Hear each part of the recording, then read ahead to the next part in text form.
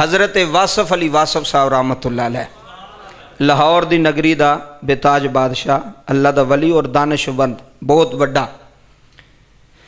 आप दी एक एक गल सोने दे कलम नाल लिखण वाली है। हज़रत वासफ अली वासफ साहब आप ना लैक्चर देंदे पे सन, गल बड़ी ध्यान नाल सुनियो।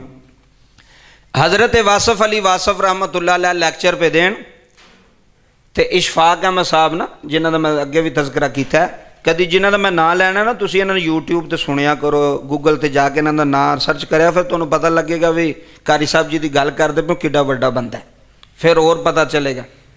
वासफ अली वासफ रहमतुल्लाह अलैह लचकर आप तकरीर पे करन, तबलीग पे करन, इशफाक अहमद साहब कोल बैठे सन, वो भी दानिशमंद सी, पढ़े लिखे, दो भी प्रोफैसर। वासफ अली वासफ साहब अंग्रेजी के प्रोफैसर होए ने, अंग्रेजी के इंग्लिश के बड़े वड्डे।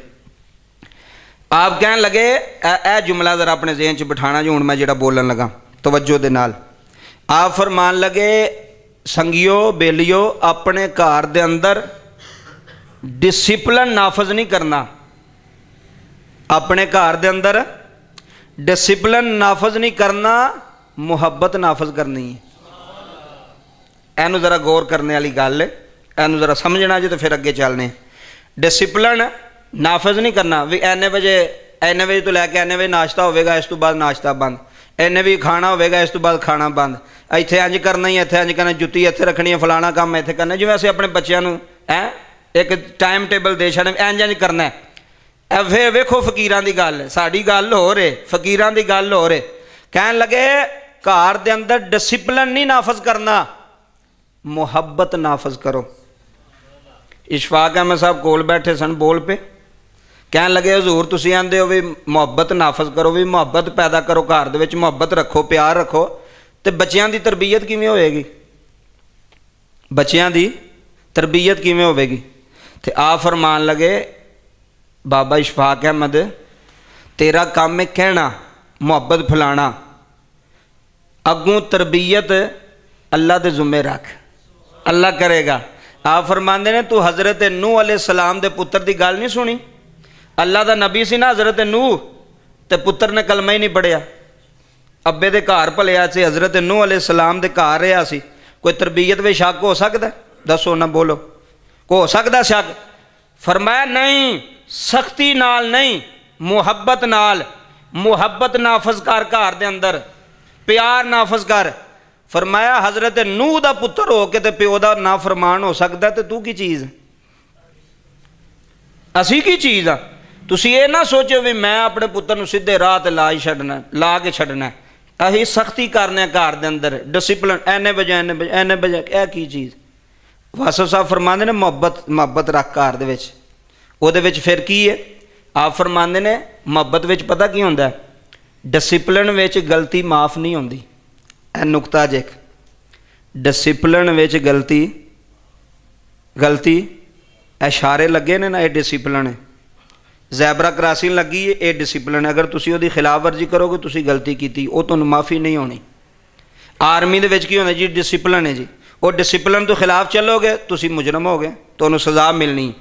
डिसिपलिन विच गलती माफ़ी दा कोई काम नहीं, गलती माफ़ नहीं होनी, लेकिन मुहब्बत विच गलती माफ़ी दा है काम, मुहब्बत विच माफ़ी हो सकती है।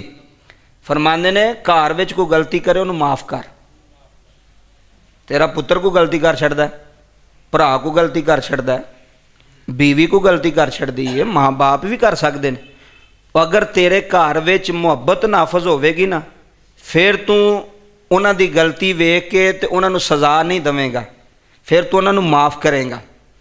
तो जिस घर विच मुहब्बत होंदी है ना, मुहब्बत की सिखाती है? अगर तेरा पुत्र भी है ना, पुत्र उन्होंने भी अदब ना बुला। मैं बड़ी वड्डी गल पे करदा जी, असी पता क्या ना, वो इधर आ, वो मेरा मुंडा है, मेरा बेटा है, वो तेरे लहजे नूं वेंदा पिया भी मेरा अब्बा लोकां दे सामने मैनूं बुलांदा किवें पिया, इहदी गुफ्तगू किवें दी है, इहदा अंदाज़े गुफ्तगू किवें दा। ਇਹ ਜਿਹੜੇ ਵੱਡੇ लोग ने ना, वो अपने पुत्र नूं अदब नाल बुलाणगे, एहतराम नाल बुलाणगे, फिर पुत्र नूं भी पता होवेगा कि मेरा अब्बा मेरे अदब एहतराम नाल मैनूं बुलांदा पिया, तो मैं भी अगों एहतराम नाल बोलना है, मैं भी अगों अदब नाल बोलना है। गलतियां माफ़ करो, घर विच गलती हो सकती, तेरे पुत्र कोल हो सकती। तू सोच अगर यह ही गलती मेरे को हो जाती तो मैं कित्थे जाना सी। ਤੇ ਜਿਹੜਾ ਗਲਤੀ ਮਾਫ ਨਹੀਂ ਕਰਦਾ ਘਰ ਵਿੱਚ, ਉਸ ਘਰ ਵਿੱਚ ਨਫ਼ਰਤ ਪੈਦਾ ਹੁੰਦੀ ਹੈ। ਇਹ ਮੇਰੀ ਗੱਲ ਯਾਦ ਰੱਖਿਓ। बीवी कोल हो गई है माफ़ कर दे, बच्चे कोल हो गई माफ़ कर, बेटी कोल गलती हो गई माफ़, पुत्र कोई गल नहीं। तो अगर तुसी सख्ती करोगे घर विच तो फिर घर टुटेगा। औलाद नाल भी सख्ती करन तो इस्लाम ने मना किया है, बच्चियां नाल भी सख्ती करन तो इस्लाम ने मना किया। सख्ती नहीं करनी घर विच, यह गल्लां बड़ियां जरूरी जे। सख्ती नहीं करनी बल्कि मुहब्बत फैलानी, घर विच मुहब्बत देनी। साडा इत्थे पता की हुंदा, ओ पुत्रो चुप कर जो अब्बा आ गया जे। हुण पता नहीं अब्बा आया कि जिन्ना आ गया घर विच, वो सारे डर गए ना, बच्चे भी डर गए, मुंडे भी डर गए, बच्चियां भी डर गईयां। वो चुप करो अब्बा आ गया जे, जिवें कोई दिओ नहीं घर विच आ गया, वो अब्बा आ गया तो खुश होना चाहिए साडा बाप आया।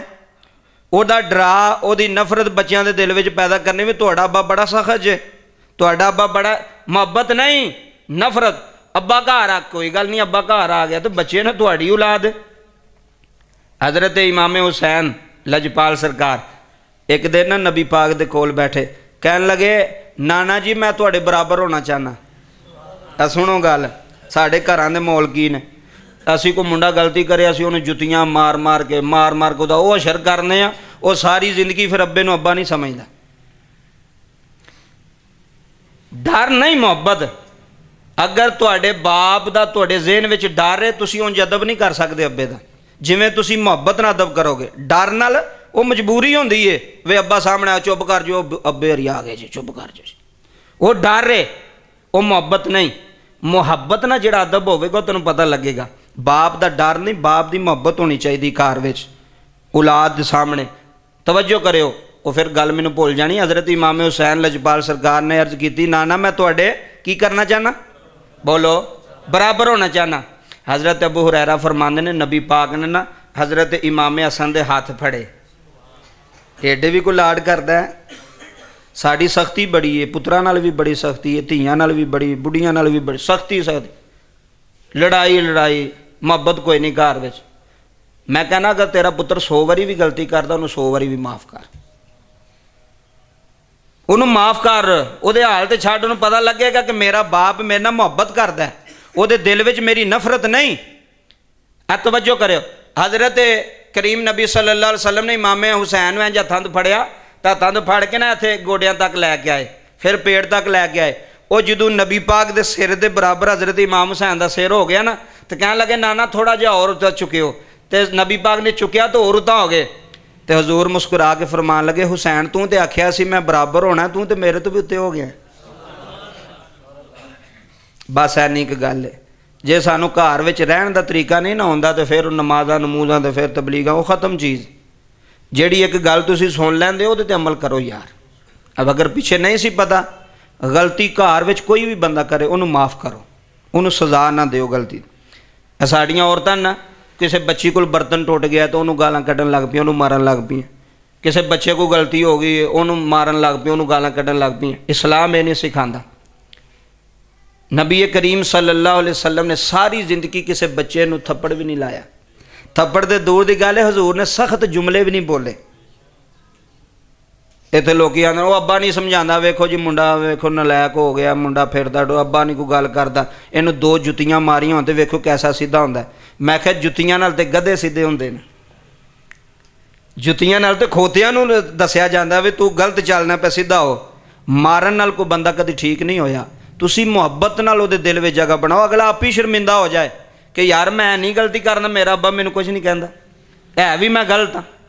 समझाण तो मैं मन समझाओ, लेकिन वो भी अदब के दायरे विच रह गए कि तुहाडी औलाद की भी इज्जत नफ्स खराब ना होवे, उहदे दिल विच भी तुहाडी नफरत ना होवे। अगली गल सुनो,